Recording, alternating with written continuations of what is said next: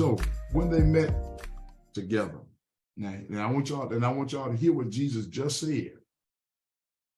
And I want you to hear the randomness of the disciples. The disciples all of a sudden say, well, Lord, that you're this time going to restore the kingdom of Israel. Hold it now. Why should that even be a question? And the reason why we're taking the time to go through this is because I need for us to always understand that this is also a sign that the disciples have not lined up with God's will. They still have their own objective. Those of you who have studied the Bible a little bit, you've heard of a group, you've heard of varied groups. You've heard of groups like the Sadducees. You've heard of groups like the Pharisees. You should have heard of a group called the Essenes. And you should have also heard by now the group called the Zealots. Well, a part of Jesus's disciples were zealots. There were people who were wanting and preparing to go to war in order to move Rome out, move Roman tyranny out, to push them out. They wanted to start a massive war. And they were believing the Messiah's objective was to come in and to do that. That's the rulership that they envisioned, that the Messiah would come and drive out everything and anybody that was not connected to Abraham's seed. And so they were looking for his bloodline seed. They were thinking that that was what his objective was going to be. So here they are, even after the resurrection, focusing in on, is it now time to get rid of Pilate? Is it now time to get rid of Caesar? Is it time for us to get rid of Caesar Augustus, Julius, all them folks? Are we time for us to get rid of all these people? Can we get rid of them now?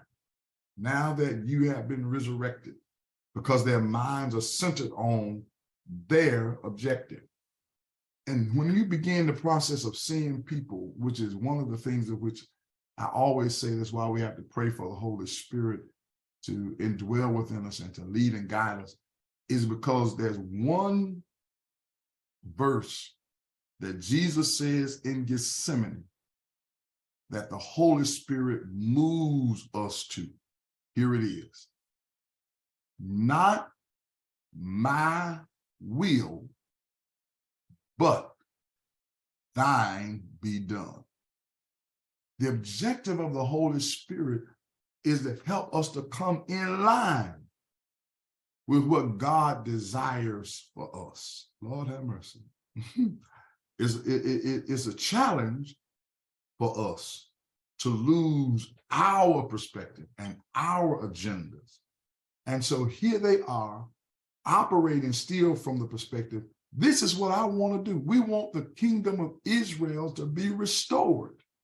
We want Israel to be put back in the kingdom status. We want to get rid of all this other stuff. And that was not what Jesus was talking about. He said, I need y'all to wait till the Holy Spirit comes and y'all all of a sudden turn the corner. Talking about, hey, isn't that time for you to put Israel back in the kingdom status? Is this the moment? And Jesus does not, in my opinion, does not respond kindly to this. He responds adamantly to this. As he says, it is not for you to know the times or dates the Father has set by his own authority. In essence, don't ask me that. That ain't the agenda right now. That's you on the wrong page. That's God's business. That's God's assignment. God's gonna handle that. God got the time. He got the date already set when he's gonna line stuff up in accordance to the way he wants it to be. It ain't your agenda. It ain't your assignment. That's not where your mind needs to be. Get your mind off of Rome. Get your mind off Israel being back in kingdom status. That ain't where your mind needs to be. He says, but verse 8, but you will receive power. Power.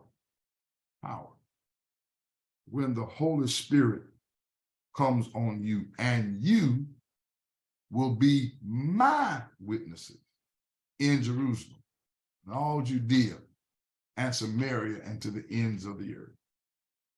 That's major. That's major when you're able to hear Jesus trying to get their minds off of what they keep wanting to make an assignment for Jesus. And Jesus been trying to tell y'all all this time, that's not my assignment. That's not my objective. What you fail to realize is the kingdom, of Rome has already been destroyed. It's already been destroyed. I need to find it. I think it's Daniel,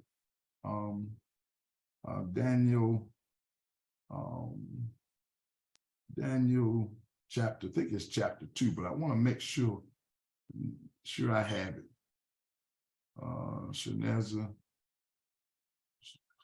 Nebuchadnezzar's dream. Is it Daniel 3?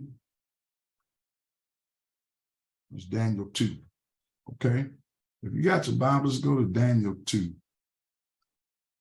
real quick. And I want you to remind yourself, Daniel chapter 2, when he has this dream, he could not have it interpreted. But here is Daniel trying to interpret the dream. Verse 31, you looked, O king, and there before you stood a large statue, an enormous dazzling statue, awesome in appearance. The head of the statue is made of pure gold, its chest and arms of silver, its belly and thighs of bronze, its legs of iron, its feet partly of iron and partly of baked clay. While you were watching, a rock was cut out, but not by human hands. It struck the statue on its feet of iron, and the clay smashed them. Y'all hear that? It struck the feet of iron and the clay and smashed them. And the iron, the clay, the bronze, the silver, and the gold were broken to pieces at the same time and became like chaff of a threshing floor in the summer. The wind swept them away without leaving a trace. But the rock that struck the statue became a huge mountain and filled the whole earth. Now, let's give interpretation to that. It was believed that you've had, in that time frame, you had the Babylonians, you had the Medes, the Persians, then you had the Greeks, and then you had the Romans. It's believed that the Romans, based upon our understanding of the statue, is a representation of the clay and the iron. And lo and behold, as you realize, Rome basically consumed liturgies and identities and cultures of all people and became a part of what Rome was. And in and of itself, Rome was in power at the time of the rock. And the rock happened to be, y'all, somebody want to call the name for me? Y'all know it? Jesus. So Jesus is tripping on the disciples who should already know the words of the prophet. You asking me for something that's already happened. The tyranny or the authority of existing cultures has already been destroyed. The rock has already come and smashed it. So you wondering about when something's going to be restored? Brother, it's already in your presence. That which was supposed to destroy my witness can destroy my witness. I still live. And I've gone through death, hell, and the grave and got up with all power in my hands. And now I'm telling, in heaven and earth, I need to specify, in heaven and earth is in my hands. And I now am telling you that you're wondering about what you're going to restore in the earth. God's already given you power And through you, that which is going to happen is there's going to be a large mountain, a huge mountain to evolve, because the word in you is going to go forth. And that's always important for us to understand about the Holy Spirit's job.